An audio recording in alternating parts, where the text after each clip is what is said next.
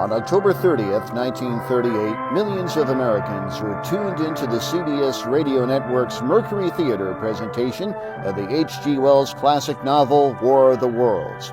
Directed by a young Orson Welles, the voice actors staged a dramatization of an alien invasion of the planet Mars as a live news event.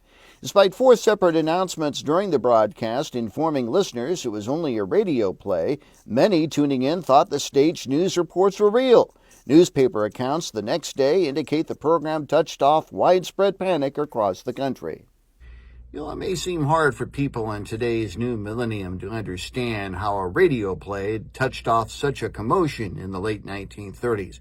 Well, the fact was back then radio was king, and people used their imaginations when they tuned in.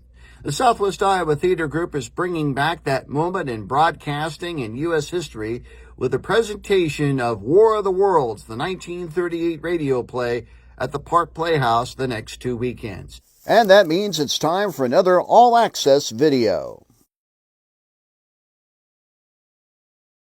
At age 16, Alex Nordyke, a veteran of many SWITG productions, makes his directing debut with War of the Worlds.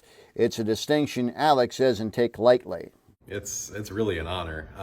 Since I'm the youngest so far in the 68 years, I feel very, very grateful that I've been given this chance, and it's been a lot of fun.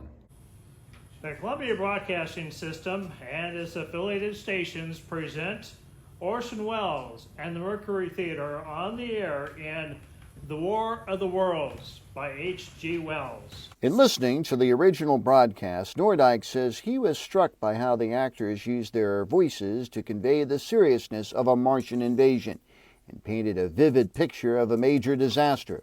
It's a presentation he wanted to bring to the SWITG stage.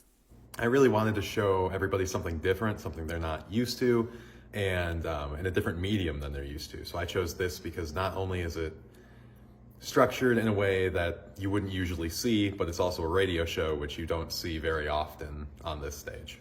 Cast members include Larry Brandstetter, John Henderson, Chuck and Bella Nordyke, Dakota Murren, John Greenleaf, Kim Sherkolk, Annalise McIntosh, and Mason Livia, plus some experienced broadcaster they brought in for this show. Bob Costas was unavailable. And Amy Toy is in charge of the sound effects. Everyone is doing an amazing job. I've got some people I've worked with before. I've got some people I haven't worked with, and it's been a pleasure to work with them. I've even got some family, because my dad and my sister are both in it. So it's been a lot of fun to work with everybody. Alex warns the audience members to strap themselves in because the Martians are coming. This show will catch you off guard.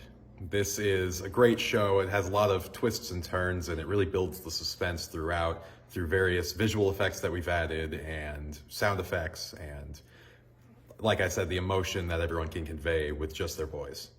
The Southwest Iowa Theater Group's presentation of War of the Worlds, the 1938 radio play, takes place at the Park Playhouse Stan Orton Stage in Shenandoah, September 5th, 6th, 12th, and 13th at 7:30 p.m., and Sunday matinees September 7th and 14th at 2 p.m. For reservations, call the Park Playhouse box office at 712-246-1061 or email swittig@swittig.org. For KMA News with another all-access preview, I'm Mike Peterson.